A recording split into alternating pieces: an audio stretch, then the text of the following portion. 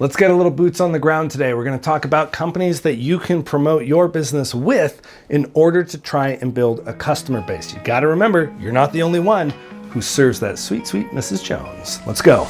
The Mammoth Plumber podcast with Tyler Williams on the mic. He's dropping marketing gold, making your business spike.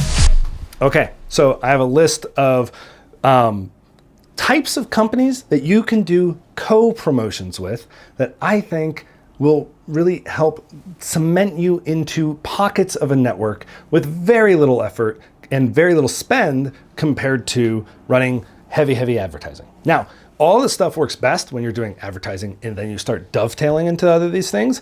But even if you don't have ads going, you know what? Get the eyeballs going. And if all you can do are things that are like co-promotion materials because they're a little bit cheaper, that's fine. Start there if that's where you need to start. The big trick to growing a company is making sure that people understand that you exist in the first place, and that's what these are for. So let's take a look at this list. So the first one is home cleaning companies. You got to remember, cleaning companies go into the home way more often than you, number one, and B, the people who can afford cleaning companies are going to be people of an economic standing that can likely afford higher prices for their plumbing. And they're willing to pay for those in service of getting the job done quickly. And that's where a lot of you want to be for residential service work. You don't want to be the cheapest in the market. It's really hard to make your business run when your prices barely allow you to be open in the first place. You need a margin, which means you need to reverse engineer your pricing and all that stuff. So what I would recommend here is that you go in and talk to every single cleaning company that you can. Try and work out a deal with them. In fact, with all these companies, it needs to be reciprocal, right? You're going to help them, they're going to help you.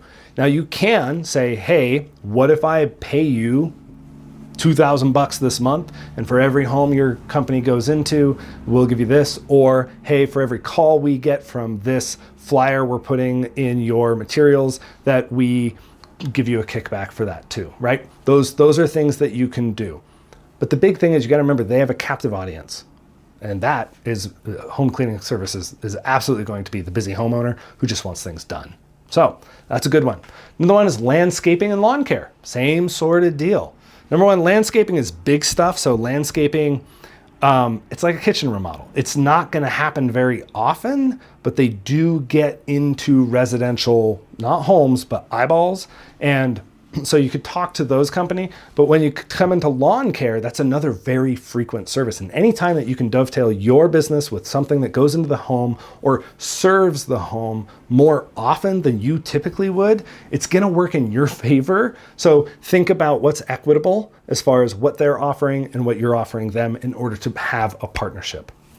So then we've got interior design and home decor. This is going to be big if you do remodels and things like that, but also if you are, able to say, hey, if you ever have a problem with this, just give us a call. We'd be happy to fix it, right? Something where if there's a fixture or a element of this decor that that is obviously plumbing related, that you can come in and help it out. Another one that is home improvement and hardware stores. Guess what? We've got a local hardware company and they have a plumbing section. Is it big? No, but it's small enough of a company and that they really have a wonderful relationship with the community. And what that allows them to do is also understand what people need, especially in a place like Alaska, where we have some unique needs around our weather.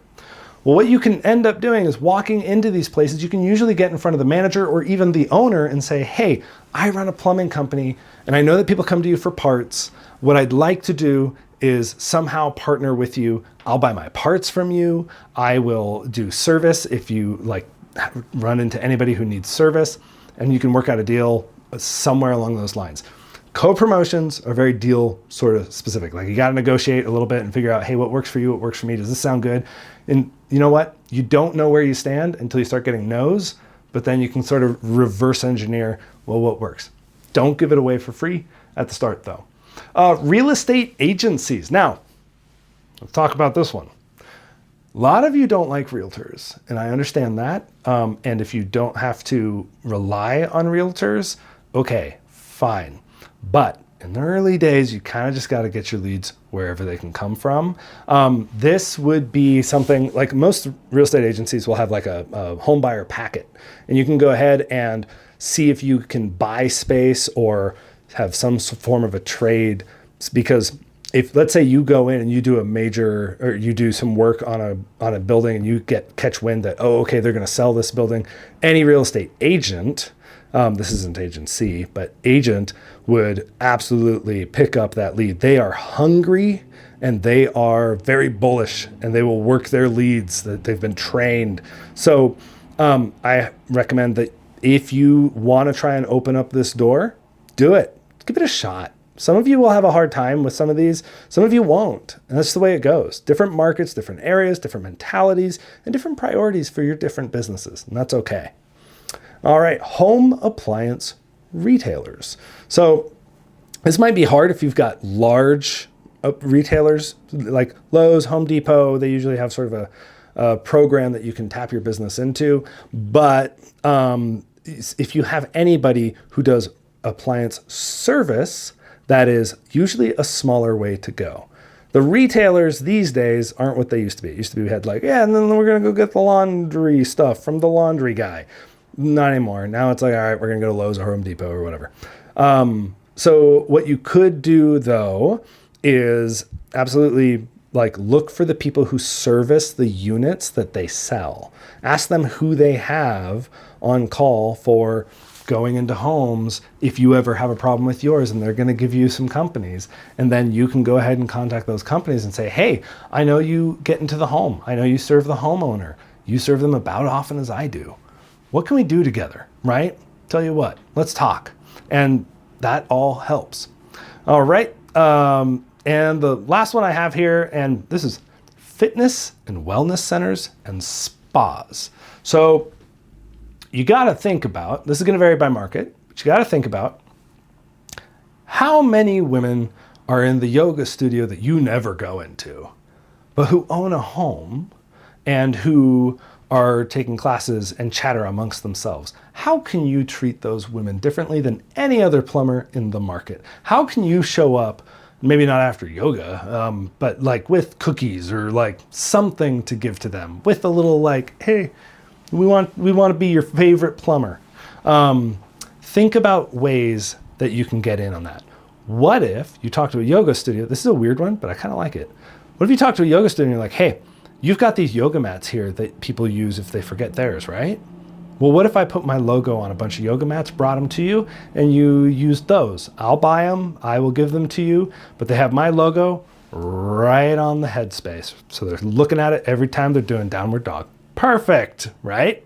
So you got to look for those opportunities. Now, you also got to weigh them out as far as costs. Co-promotions, they do cost money, they cost time, they cost energy. But when you start following people around a community in a close enough geography, you're building chatter, you're building credibility, you're building awareness, and you're building things that affect their lives. And guess what? You do enough of this on top of ads, on top of everything else, you start becoming just the plumber that everybody knows. And you know what's better than being a plumber that shows up when somebody needs a plumber? Is the plumber that people have already chosen before they ever needed a plumber. And I want that to be my clients, and I especially want that to be you. So those are my tips as far as co-promotions for plumbers. If you find this useful or interesting, please like it, share it, do everything you can to spread the word. Anytime that you give me a little bit of engagement, the platforms say, oh, well, we like that guy, so I'll take it. And if you need any help with any of this stuff, I run a marketing agency, and we would be happy to talk to you about what you have going on with your marketing and seeing if our services fit for you. Regardless, it's kind of a roadmap. You can ask us whatever questions, and we'll point you in a direction that hopefully is beneficial. No obligation to buy anything. You can find it at mammothforplumbers.com or tylerwilliams.net. And anyway, thanks for listening. Hope this was helpful. You have a good one. Thanks. Want to grow your business? Here's the plan. Go to tylerwilliams.net and be the talk of the land. Now let me tell you the epic tale of how Tyler Williams became the marketing man. His story begins when he was just a year-old lad. His mother needed a plumber, but their ads were so bad, the house flooded and sank, and young Tyler was mad. Swallowed by the earth, into the abyss they fell. He blamed the bad marketing that led them to this hell. At 1 year old, he vowed to the stars above he'd harness marketing power and give plumbers some love. He's Tyler Williams, the marketing baby. From tragedy he rose to bring plumbers joy. With a vow to the stars and a plan in his hand, he's the one who saved them, the marketing baby.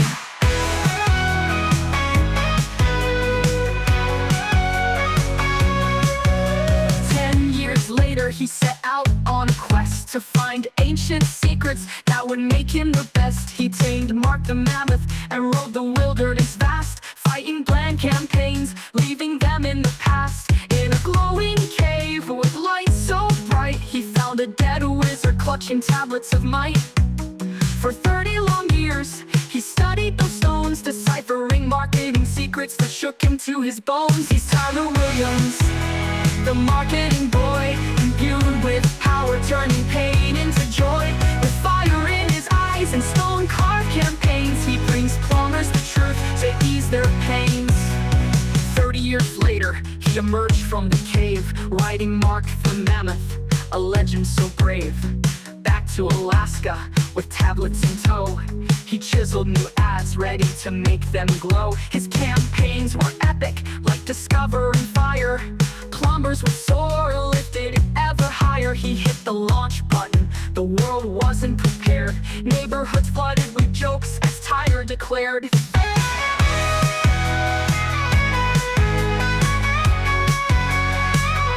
After 40 long years of learning marketing power, the baby became a boy, the boy became a man, and now Tyler Williams finally became the fabled marketing man.